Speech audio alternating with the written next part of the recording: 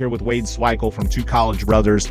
We're kind of comparing and contrasting the real estate industry with the moving industry and how they're aligned, right? And how their business kind of mirrors what we see in ours. And obviously the people that are buying and selling real estate are also moving, right?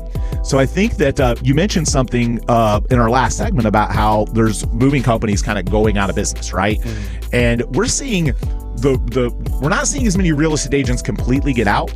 But what we're seeing is what I call a quiet quit. And what I mean by that is they just really stop participating in real estate. They may stay a realtor, they may pay their dues, they may go to an inexpensive operation to be able to just kind of survive for a little bit. But ultimately, a lot of them are just quiet quitting. They'll keep their license, and NAR will be able to say, oh, we didn't lose many realtors. But if you look at the production for a lot of those agents is gone, and they're not doing, with all the changes in the industry, they're not doing what it takes. So I call it quiet quitting because I don't necessarily think there'll be that much of a drastic change in the number of realtors. I think it'll be a drastic change in the number of realtors that are actually earning a livable wage, because the ones that aren't are going to pick up side gigs and do other things, and they're probably not going to tell their friends they're an Uber driver. They're going to say, oh, I'm a realtor, when in reality they're not making any money selling real estate, and they're driving an Uber or doing deliveries. There's nothing wrong with that. It's just that the industry is so much more competitive and tougher now that you're seeing the financial ramifications trickle down to the individual agent. And I think companies too. You see companies not advertising as much. You see companies that are losing agents. Their stocks are plummeted, that sort of thing. And I think a lot of that recovers next year. And some of that comes back, but ultimately the real estate market is kind of forever changed. It's with now buyers having to meet with an agent and sign an agreement to work with them is kind of a new regulation. It's going to change a lot of the mentality of the real estate agents that were just kind of order taker, door opener people. That's really what they were doing. So we have this great big membership board that tracks agents and says, hey, we're not really seeing a drop in agent count. That doesn't necessarily really mean that much. It doesn't mean that agents are, that we're really growing or that agents are just as successful. It just means that some of them are lasting a little longer with their license, right? Yeah. Your industry doesn't really have that kind of regulatory kind of thing over it, which frankly, I wish mine didn't either, but ultimately it's there, so I have to deal with it. But we have a lot of overhead though too. So what we saw during COVID is that everybody was overpaying for trucks. They were overpaying for labor services because they had to, recruiting. Because the business was flowing and they had to serve it. Right? Yeah, I mean, a used moving truck went from like $20,000 to like $80,000 during crazy. COVID because of the supply chain issues too. So the government was giving away some money to business owners, but the cost of everything went up. So it really didn't wash much out for your business. I mean, I remember we had a truck sit for 10 months because we had to wait for a part to come in because it had some kind of an issue, and that happened with a lot of different moving companies.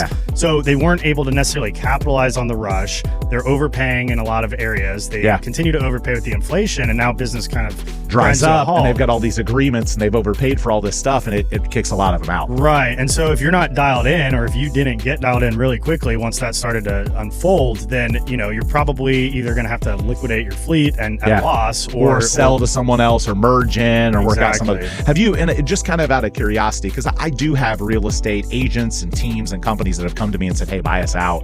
And a lot of the time I look at it, it's like, there's really not a lot of value here to buy out.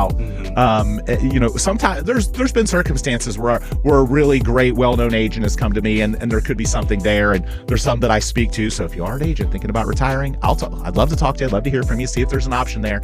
But a lot of the times I look at it, and there really isn't, somebody that did 20 or 30 transactions and they want to sell their business, but all their people are really tied personally to them. If that person isn't there anymore, the likelihood that you're going to continue to secure that business is just slim, right? Sure.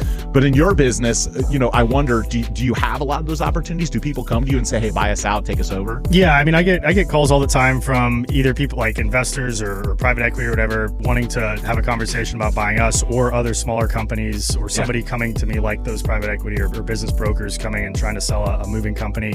And I mean, the fact of the matter is most moving companies, not all, are worth the cost of their trucks and maybe a little bit for their phone number. Right. But they're so people driven. Like that's one of the things we talk about in our Moving Tighten Retreat and our Tighten Up training programs and my podcast that I do for the moving industry is like all of the systemization that you need to do to have a real business. And not just, an operation that's so people driven, because it's not worth anything when the owner is 100% gone and all those people are gone, and the tie was to all the people. If there isn't some intrinsic value with the name of the company or, some sort of synergy between the two, then the likelihood that the new company that buys them out captures the business in a competitive market that someone else may advertise and get is just slim. It's similar to my business, right? Like, of course, are there companies, brokerages, teams out there that I would look at purchasing that truly do have a legitimate, valuable business? Yes, but a lot of them, it's just they have a high-paying job and they masquerade it as a business, and when they're not there anymore, the business doesn't keep coming. The business wants to go to them. It's the client's personal connection to that person.